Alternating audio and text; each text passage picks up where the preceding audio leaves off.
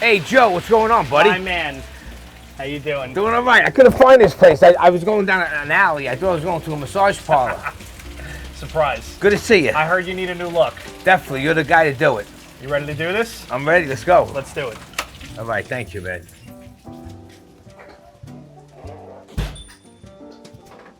Hey guys, welcome back to the BigWave Experience. I'm Joe, your host, and today we got a very special guest here. The drummer of NYB, the proclaimed gangster of rock himself, the host of Late Night with Johnny P, and the current host of the Breaking Balls podcast, as his co-host, my good friend Lou Martini Jr., who has been here before. He was our first guest. Mr. Johnny Potenza, aka Johnny P. What's up, buddy? How you doing, man? Long time no see. I'm glad to see you. You look the same, just a couple more gray Yeah, hair. I'm a little bit more gray. I'm distinguished. But you now. look good.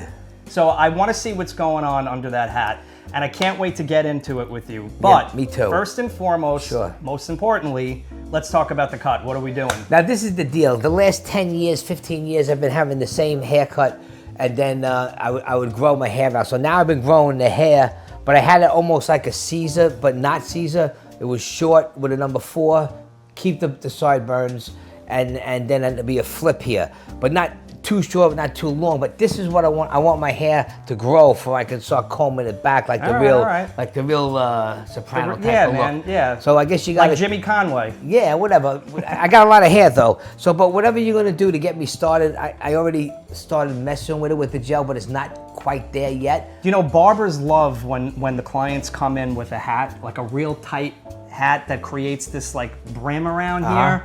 You know, we just love having to go into a haircut with that, just so you know. Oh, you do? Yeah. So I don't want this too short, but short, you know, as I said, I want to be able to do, you know, that type of look. The slick back, yeah. Yeah.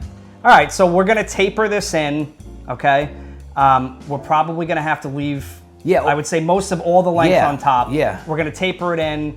I'm gonna do some styling tricks to try to get your hair back at the length that it's in now. And then you're gonna have to just let it grow in. I'm a big pain in the ass, and just really keep the sideburns. But you know, do what you got to do. Sometimes I cut them off center because of the shave, but we deal with it. All right, we're gonna take care of it. So for years you did Late Night with Johnny P, yes, right? And now you're moving into the digital space, right? With the Breaking Balls podcast. It's a brand new thing. It's a brand new, fresh platform, right? You got your co-host Lou Martini Jr. Yep. What I've seen so far, I think it's really cool. I think you guys are definitely onto something. How did you get into, from the beginning, you know, you started as a musician, right? That probably opened a lot of doors for you to get into, you know, the late night show where you started making all these connections. Yeah. So, like, what inspired you to go into that direction? Well, to do just to cut it all in and out, it was never in my cards to do a late night show. I started playing the drums at the age of 12. You know, listening to rock and roll at the age of 8. Once I seen Kiss in concert, I knew I wanted to be a drummer. And as time went on, I started playing with bands.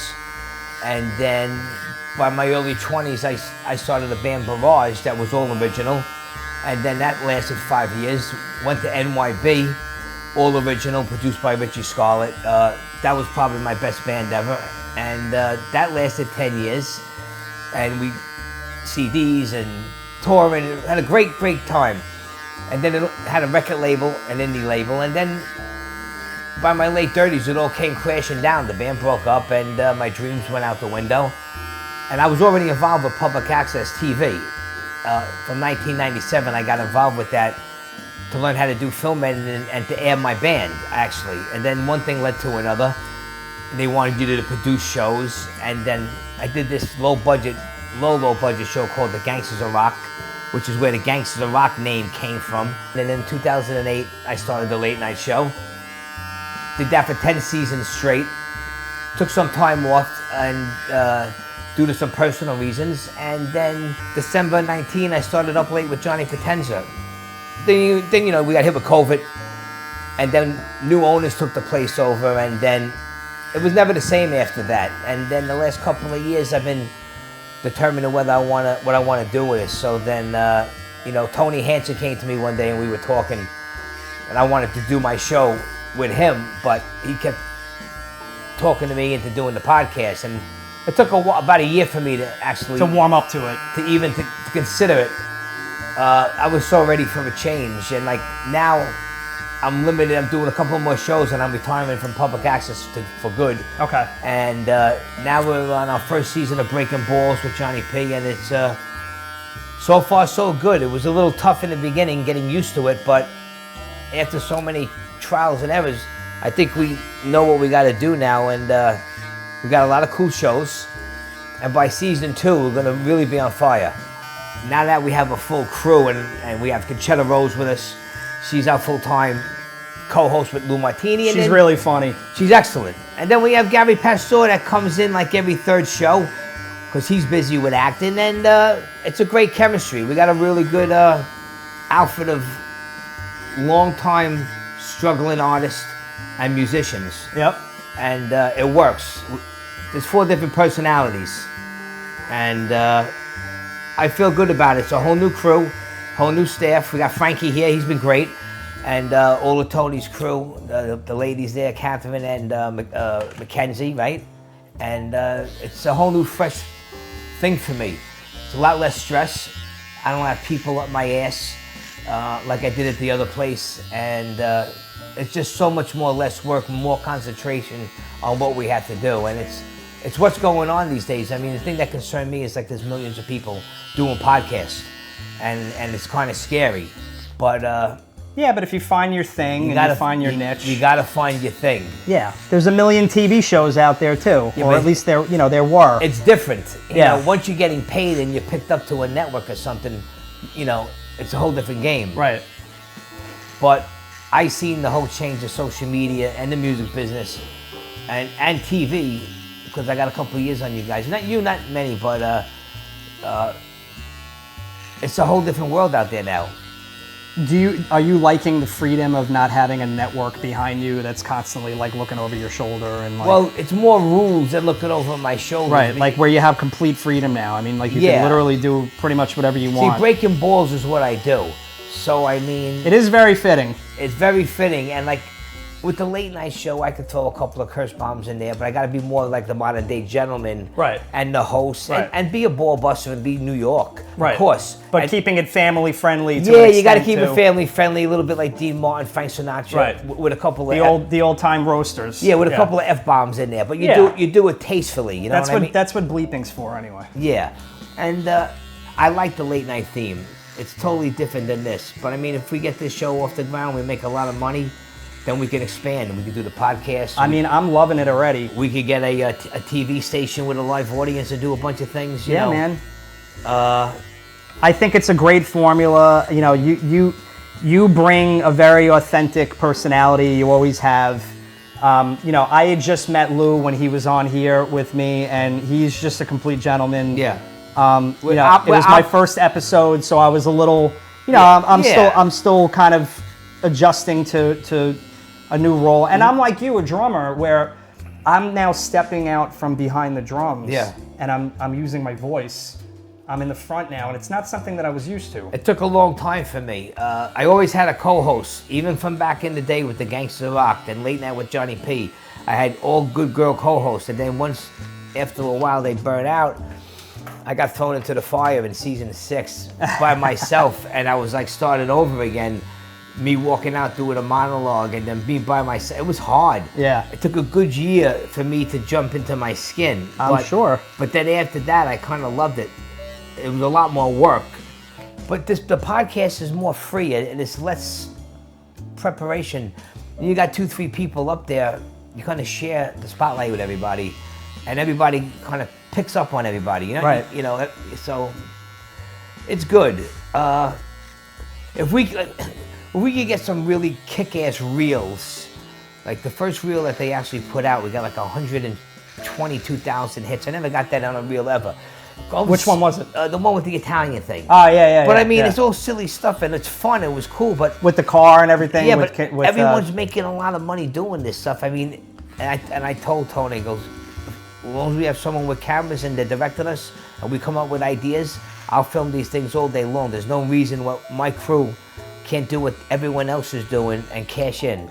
I just saw the one that you guys did where you reenacted the Bronx door Tale? test. Yeah.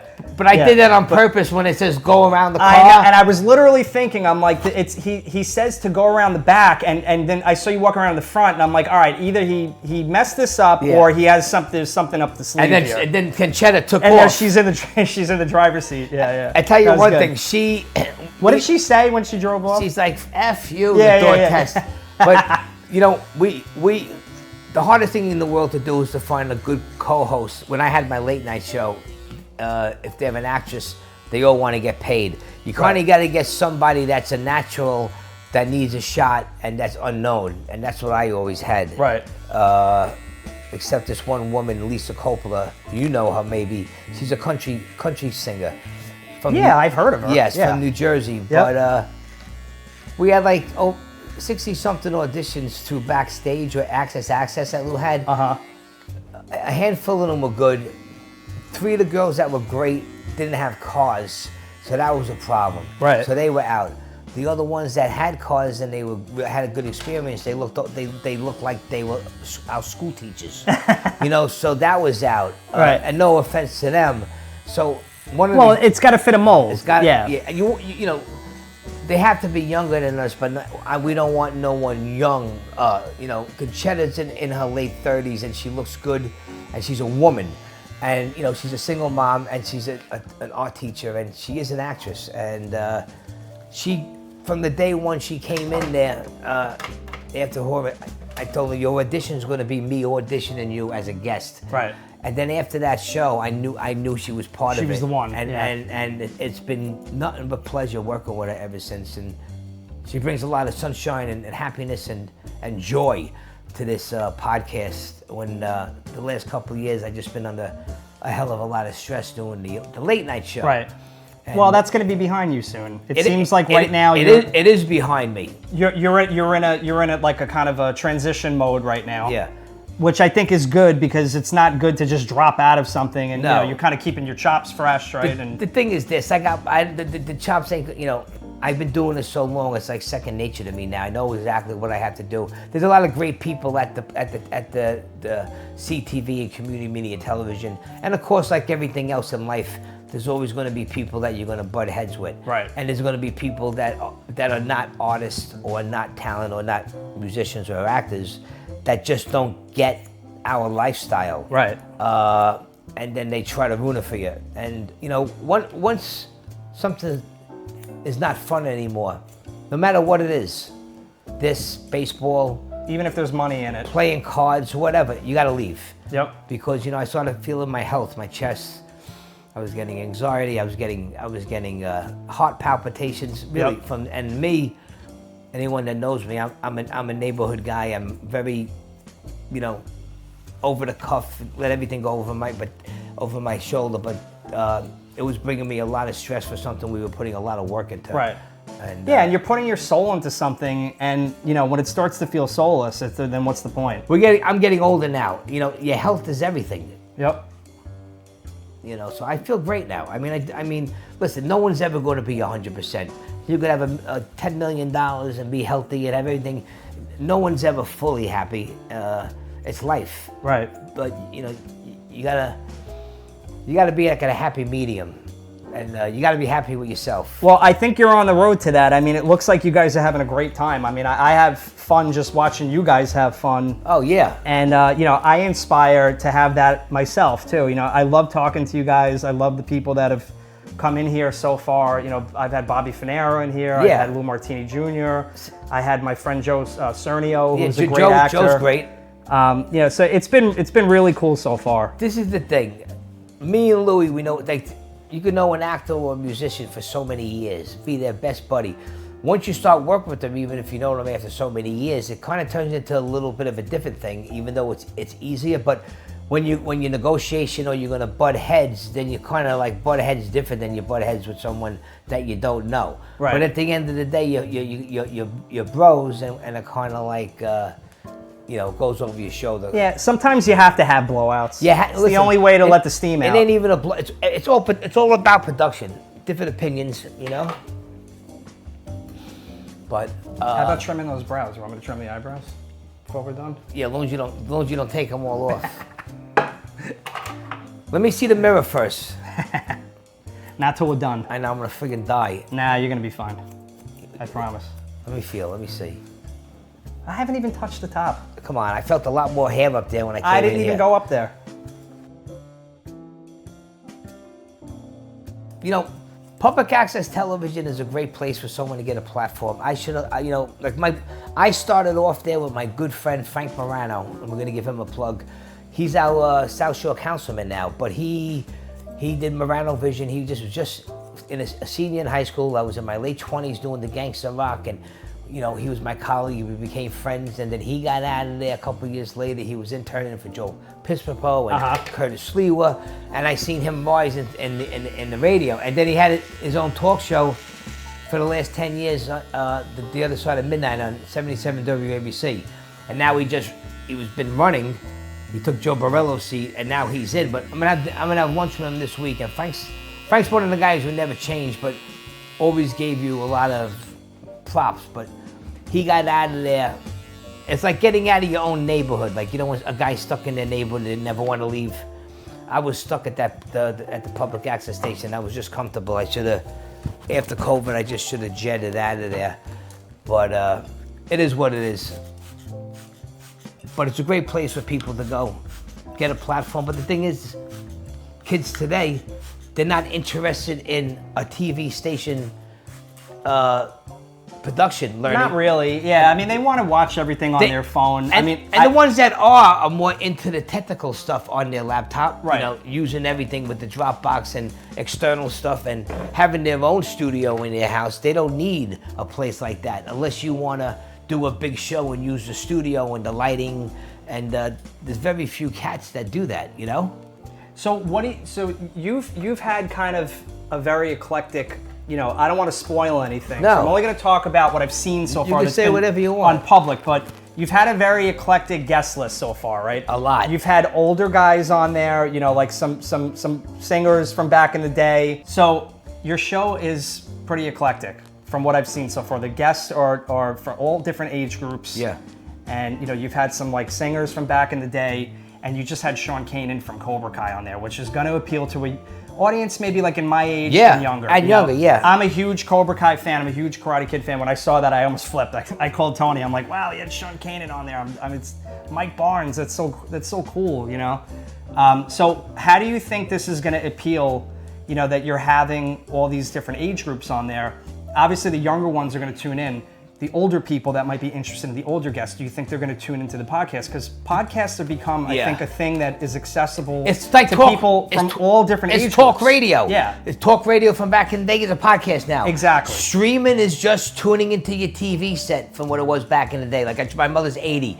What's streaming? That's your generation. I go, Ma, streaming is just watching. Yeah, because I talk to TV. a lot of older people that are they listen to podcasts in their car all the time. Yeah. And you're right. It's no different than listening to like AM radio back in the day. Back in the 20s, in the 1910s, 20s, 30s, they all sat in the living room listening to friggin' all these radio shows, Ed Sullivan and all of this stuff, you know? Right. But with the, what were we talking about? With the guests. Like there were guests that were on the show that made, not because of my show, they made it huge, and we don't even hear from them. Like Pete Davidson. Right. Chris DiStefano. Who else are a couple of the other cats that made it big? That like you won't even hear from them no more.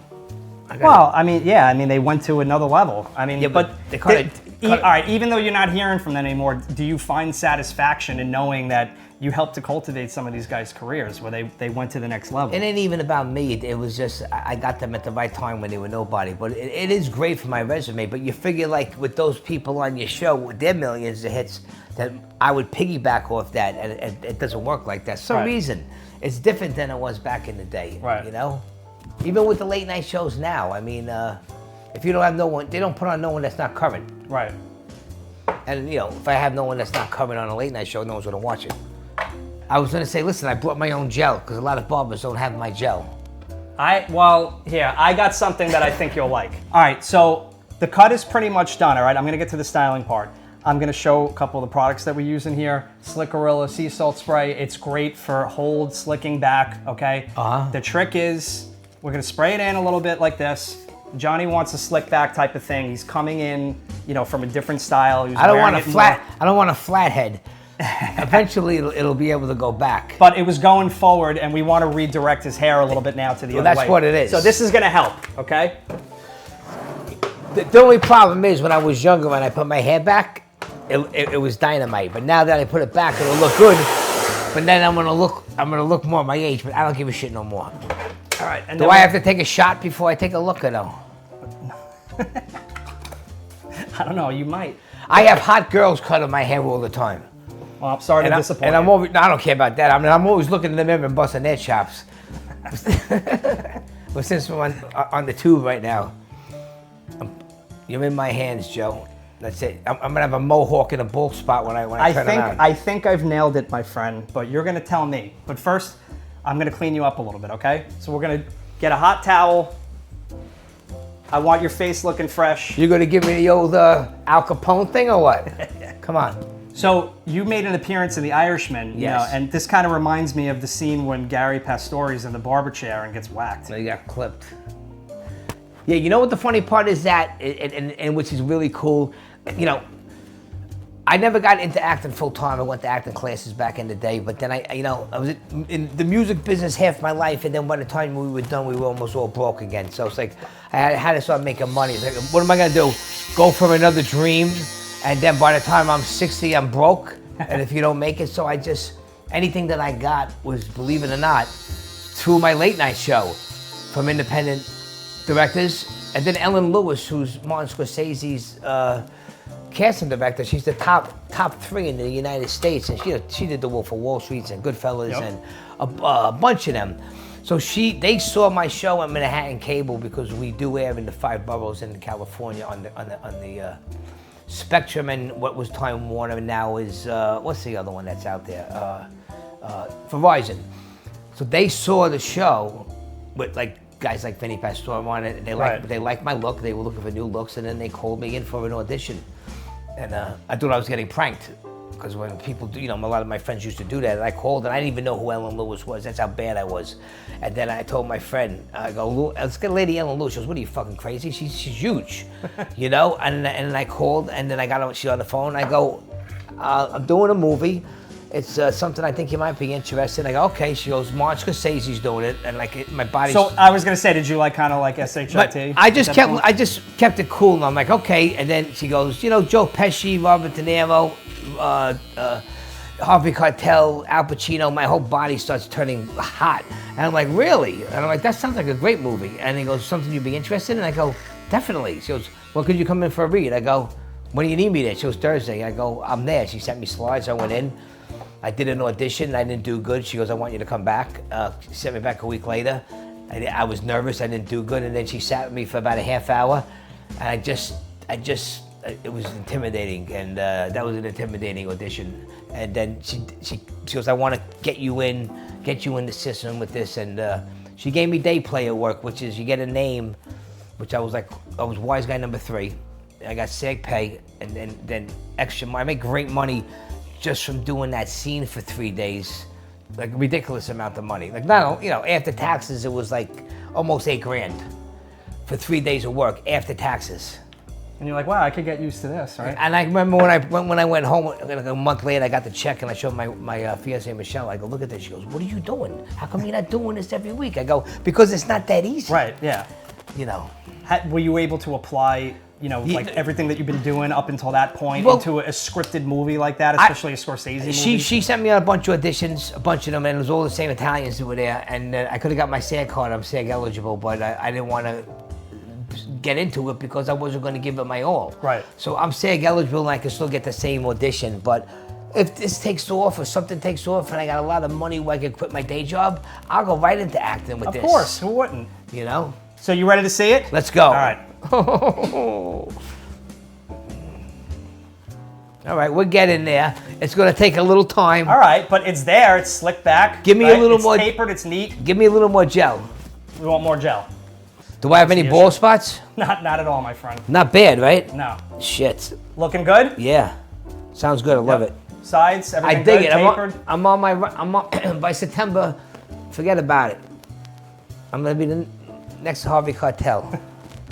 All right, man. Thanks so much. Thank you so much man. for the invite. Best of luck with the show. Thank you for tuning in. Check him out. Breaking Balls podcast with Lou Martini. It's hilarious. It's hysterical. Check it out. All right. Once we start filming season 2, we're going to be bringing him on because very soon after that, he's going to be launching. Thanks, buddy. All right. Thanks so much. Pleasure. Yep, Thank you my so pleasure. much, Yep. man.